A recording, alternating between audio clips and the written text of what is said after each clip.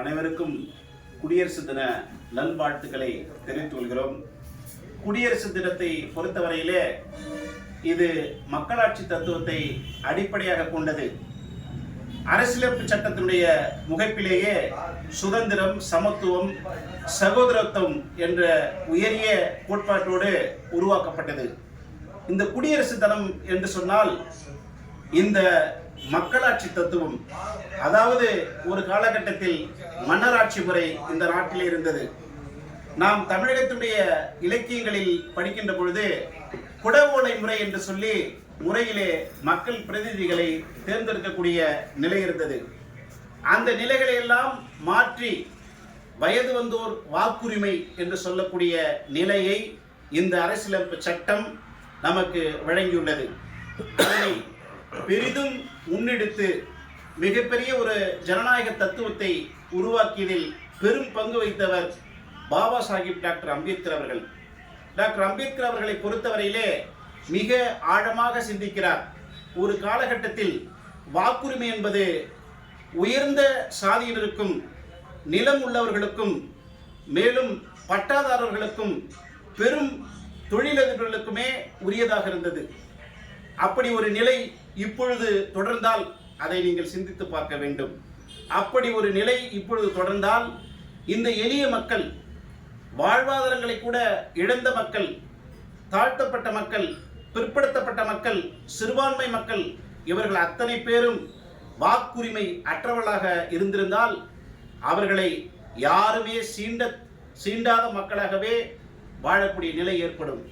ஆகவே தான் அம்பேத்கர் அவர்கள் அதனை தெளிவாக சிந்தித்து வயது வந்தோர் வாக்குரிமையை வைத்திருக்கிறார்.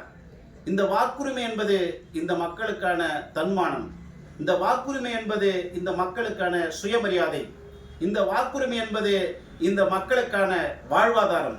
ஆக பொதுமக்களாகிய உங்கள் அனைவருக்கும், இளைய தலைமுறையினருக்கும் ஒரே ஒரு வேண்டுகோளை வைக்கிறேன்.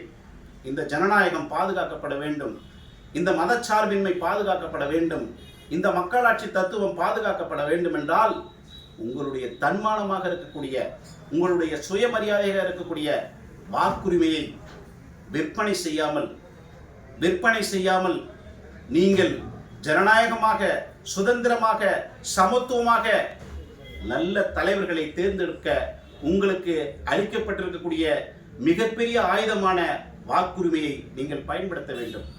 அந்த வாக்குரிமை உங்களுடைய வாழ்வு உரிமையை மாற்றும். இந்த நாட்டிலே நல்ல பல தலைவர்களை உருவாக்கும். அது உங்கள் கைகளிலே கொண்டு வந்து கொடுக்கப்பட்டிருக்கிறது.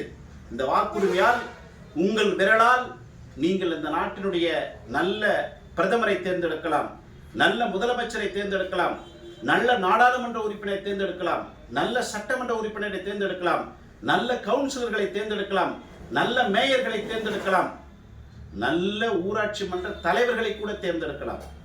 அதற்கான ஆயுதமாக வாக்குரிமையை டாக்டர் அம்பேத்கர் அவர்கள் உங்கள் கைகளிலே அளித்திருக்கிறார்.